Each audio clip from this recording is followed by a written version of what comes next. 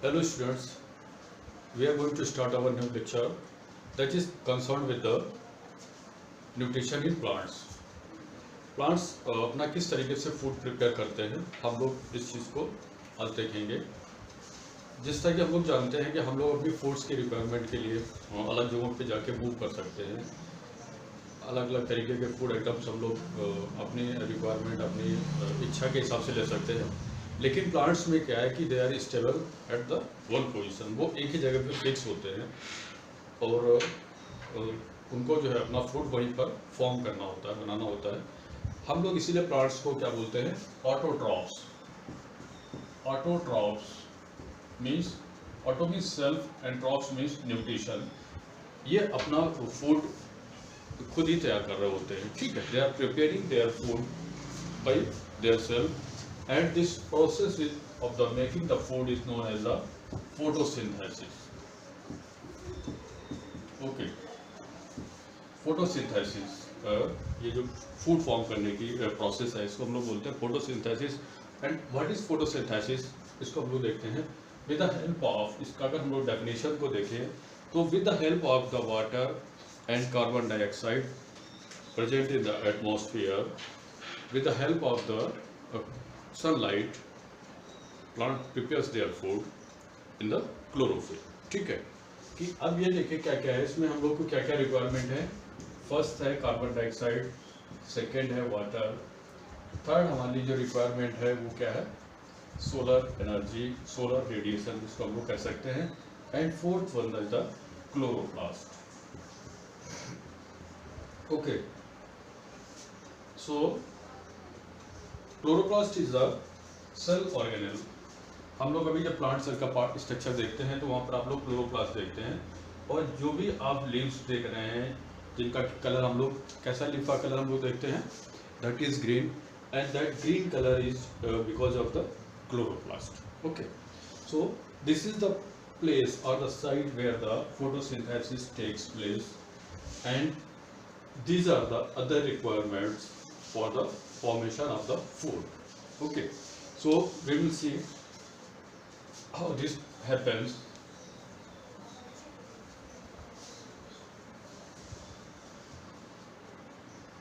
When we see the structure of a leaf, अगर हम लोग एक लीफ का देखें, सेक्शन कट करके देखते हैं, जब हम लोग क्रॉस सेक्शन में लीफ को देखते हैं तो हमें स्ट्रक्चर कैसा दिखाई देता है लीफ का, इस तरीके से। ठीक है, this is the upper epidermis. Okay, and make here one stoma here. This is the stomata.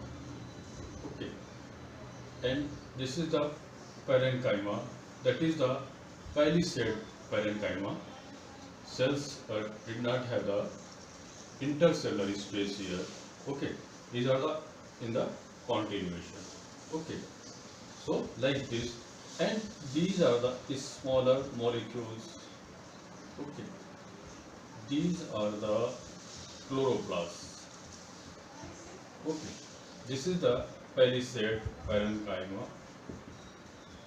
Palisade parenchyma, and the cells below that, they are the spongy parenchyma. They have intercellular spaces. Okay, like this, they have some interstitial, and on this the lower side. Okay, this is the lower epidermis, and it is full of the, ये यहाँ पर बहुत सारे stomata present होते हैं on the lower surface of the leaf. Okay, so this is the,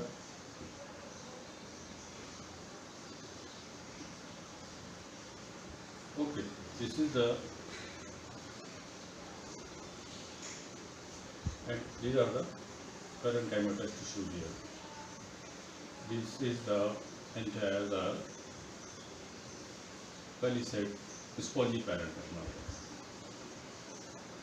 In this region also the chloroplast is present in these cells. This is the spongy parenchyma.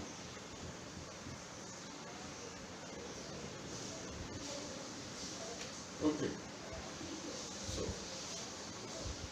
these are the mesophilic tissues. These are the mesophil. of the leaf. Okay, this is the upper epidermis.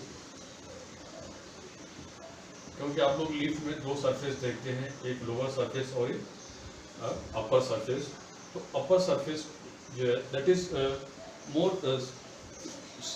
Means वो थोड़ा सा हमें चिकना smooth दिखाई देता है, चिकना दिखाई देता है, because the distribution of the stomata is lesser in number on the upper surface. हम लोग लीफ का अपर पार्ट देखते हैं, अपर लमाइना देखते हैं, जो हमें चिकना दिखाई दे रहा होता है, वहाँ पर स्टोमेटा का डिस्ट्रीब्यूशन कम होता है, लेकिन लोअर सरफेस पे ये स्टोमेटा बहुत ज़्यादा तादाद में, बहुत ज़्यादा नंबर में दिखाई देते हैं।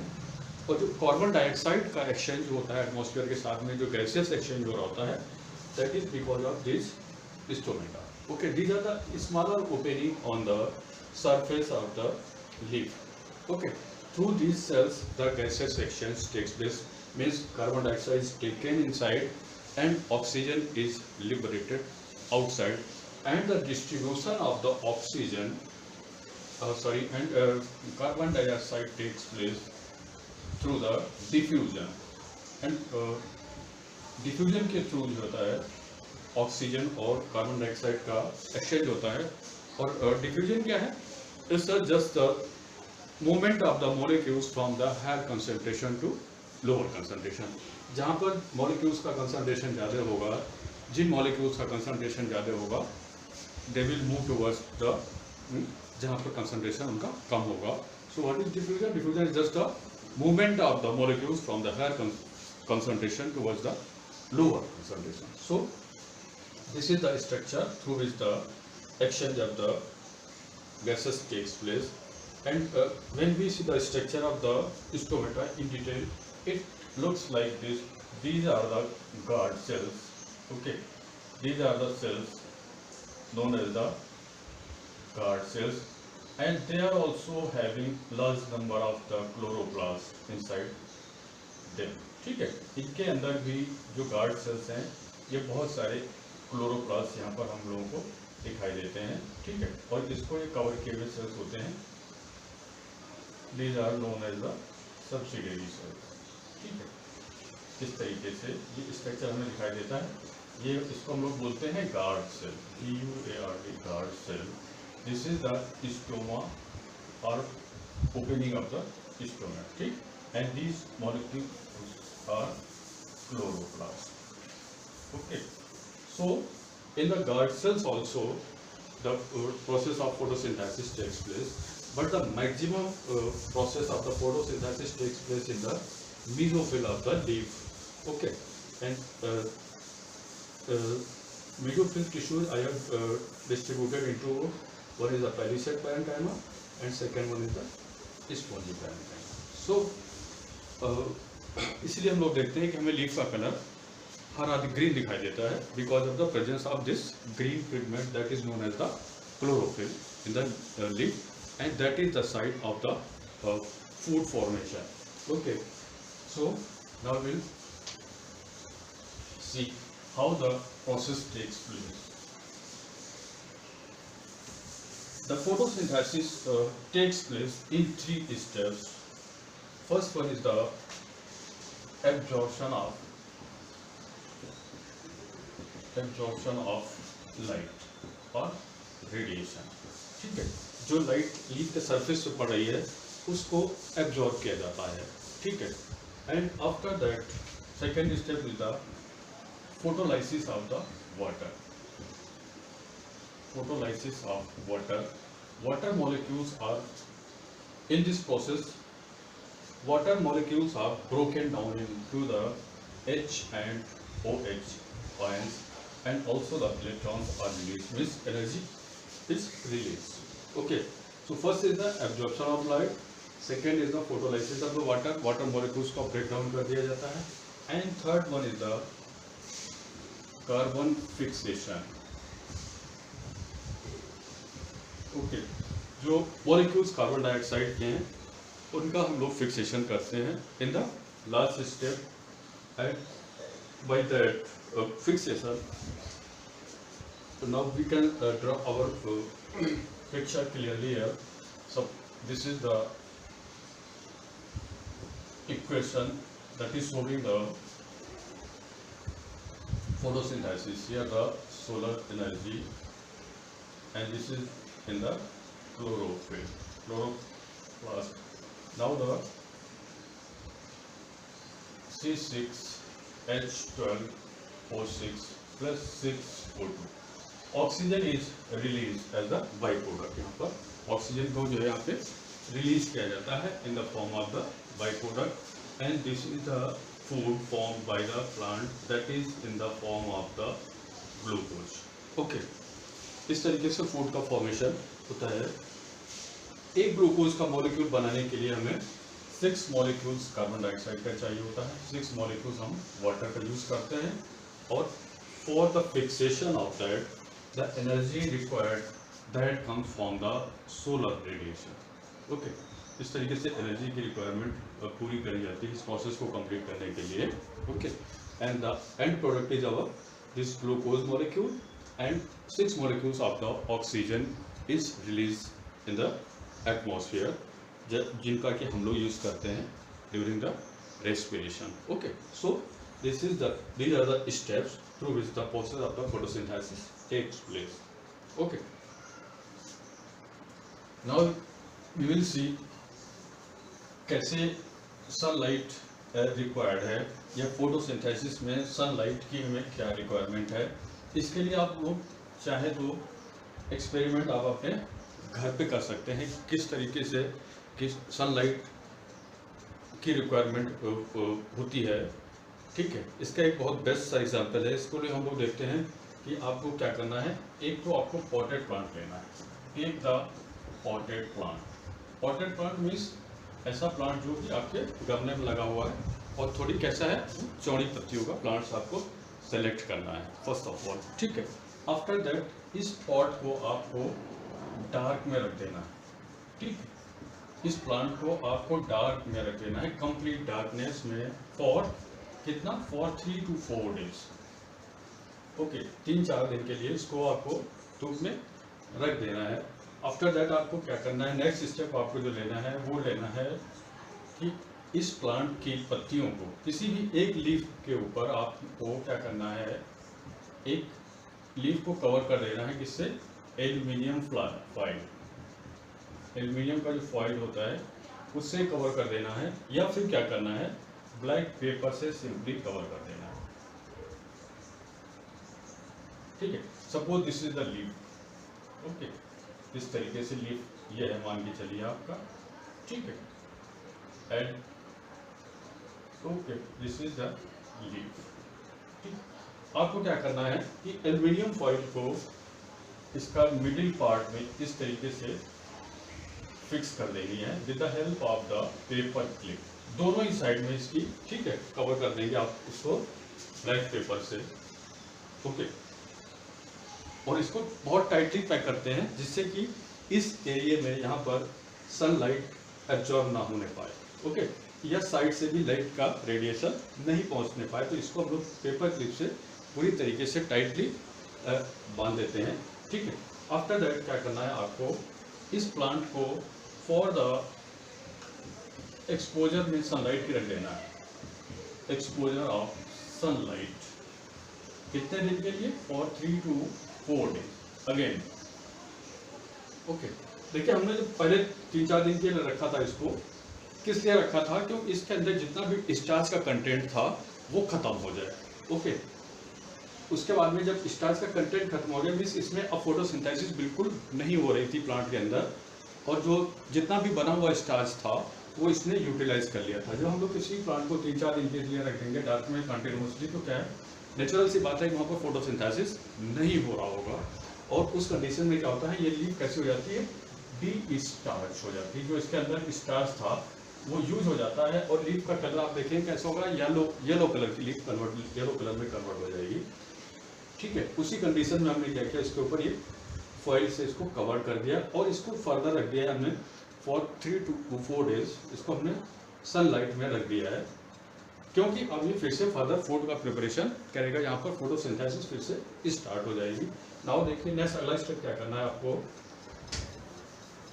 जस्ट आफ्टर 3 or 4 days इसमें से जिस लीफ के ऊपर आपने ये बांध रखा था, ठीक है, जिस लीफ को हमने अभी बांध कर रखा हुआ था क्लिप से, इसको हमने यहाँ से प्लांट से तोड़ दिया और तोड़ने के बाद इसको हमने हॉट वाटर में इसको बॉइलिंग करा दी, वाटर में इसको हमने डाल के बॉयल कर दिया लीफ को। ओके, आफ्टर दैट क्या करते हैं हम लोग इसको लीफ को, कि अभी भी इसके अंदर कुछ चांसेस हैं कि यहाँ पर थोड़ा बहुत स्टार्च रह जाएगा, तो हम लोग क्या करते हैं, सपोज करिए ये एक वाटर बात है, बड़ा सा हमने बीकर लिया हुआ है और इस बीकर के अंदर एक हम लोग छोटा बीकर रख देते हैं फिल्ड विद द एल्कोहल। इसमें एल्कोहल रखा हुआ है।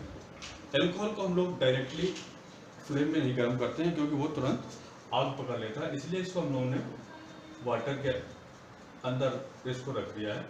ठीक है, अभी क्या करना है हमें इसको, और थोड़ा सा ये बॉइल हो रहा है, इसको हीट दी जा रही है। ओके, तो जिससे इसके अंदर जितना भी स्टार्च का कंटेंट है वो निकल जाए, प्लस इसमें जो क्लोरोफिल है वो भी थोड़ा सा आउट हो जाए, जो कि कलर दे रहा होता है, ग्रीन कलर दे रहा है, वो भी खत्म हो जाए। आफ्टर बॉइलिंग इसको अब हम लोगों ने लीफ को बाहर निकाल दिया है। ओके, और इसको वॉश कर दिया है वाटर से, अच्छे तरीके से इसको हम लोग वॉश कर लेते हैं। ओके, नाउ इसको एक पेटी डिश में रख दिया हम लोगों ने। ठीक है, लीफ को एक पेटी डिश में आप इसको रख देंगे, फ्लैट करके रख देंगे, और इसके ऊपर क्या करेंगे, add the solution of iodine. Iodine का सोल्यूशन आपको इसको ऐड करना है। अब अभी आप देखेंगे कि ये पूरा का पूरा लीफ क्या है, कलरलेस हो चुकी है। ठीक है, before the addition of the iodine solution. जब तक आपने आयोडीन का सोल्यूशन नहीं डाला है तब तक ये कैसी दिखाई दे रही है, बिल्कुल लीफ कलरलेस दिखाई दे रही है। After the addition of the iodine what you will observe, आपको क्या दिखाई देगा, अभी आप देखेंगे कि जो एरिया आपने कवर कर रखा था, जैसे सपोज करिए this was the covered area. ठीक है, इसमें क्या होता है, there is no any short, ये वाइट अभी तक हो चुका है, इतना सारा ट्रीटमेंट करने के बाद ये वाइट कलर का अपीयरेंस दे रहा है। हमने जब पूरे लीफ को आयोडीन सोल्यूशन से इसको ट्रीटमेंट किया है, तो ये एरिया अपना कलर नहीं चेंज कर रहा है, no colour change in this area. Okay, and this area becomes blue and black, blue and black. ये एरिया कन्वर्ट हो जाता है किस कलर में, जब आयोडीन सोल्यूशन हम डाल रहे होते हैं तो ये एरिया ब्लू ब्लैक में कन्वर्ट कर जा रहा है। लेकिन ये जो एरिया बीच में जहाँ पर स्टिक हमने लगा रखी थी वो अभी भी अपना कलर चेंज नहीं कर रहा है। ये शो करता है कि इस एरिया में फोटोसिंथेसिस नहीं हुई है, because we have covered this with the aluminium foil. तो यहाँ पर जब सनलाइट नहीं पहुँची है तो वहाँ पर फोटोसिंथेसिस का प्रोसेस नहीं हुआ है, और जब फोटोसिंथेसिस नहीं हुआ तो मीन्स वहाँ पर स्टार्च की अवेलेबिलिटी नहीं है। ठीक है, क्योंकि फोटोसिंथेसिस में जो फूड फॉर्म हो रहा है वो क्या होता है, ग्लूकोज होता है, और उसको हम लोग जो रिजर्व करते हैं वो किस फॉर्म में किया जाता है, वो स्टार्च के फॉर्म में उसको हम लोग रिजर्व करते हैं। तो वो प्रोसेस यहाँ पर नहीं हुआ। ये शो करता है कि अगर सनलाइट अवेलेबल नहीं है तो फोटोसिंथेसिस नहीं होगा। और दूसरा एक चीज़ और भी हम इस एक्सपेरिमेंट से प्रूव करते हैं कि starch is formed during the process of the photosynthesis.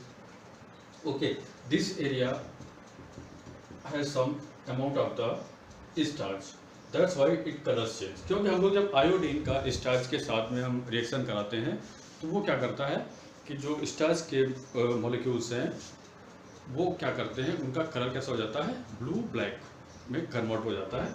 तो ये एरिया जो सन में एक्सपोज था, सनलाइट जहाँ पहुँच रही थी, मीन्स वहाँ पर फोटोसिंथेसिस का प्रोसेस हुआ है और वहाँ पर स्टार्च का फॉर्मेशन हुआ है। लेकिन जिस एरिया को हमने कवर कर दिया था एल्युमिनियम फॉइल से, वहाँ पर फोटोसिंथेसिस नहीं हुई है और स्टार्च का फॉर्मेशन नहीं हुआ है, इसलिए ये एरिया अपना कलर नहीं चेंज करता है। ये एक्सपेरिमेंट आप लोग अपना घर पे भी इजीली करके देख सकते हैं। इसमें कोई बहुत बड़ी रिक्वायरमेंट्स नहीं है। आपको सिर्फ 2 बीकर चाहिए हैं, ठीक है, एक पॉटेड प्लांट चाहिए और थोड़ा सा एल्कोहल आपको चाहिए होगा इसको करने के लिए, and you can do this. और इस समय तो जो आपको जो है इस समय लॉकडाउन चल रहा है तो बहुत अच्छा टाइम है कि आप इस एक्सपेरिमेंट को आप लोग घर पे करके देख सकते हैं कि what is the need of the solar radiation या what is the need of the sunlight for the process of the photosynthesis. That's we are going to close our this topic today, and now we will start the nutrition in animals in the our next lecture. Thank you.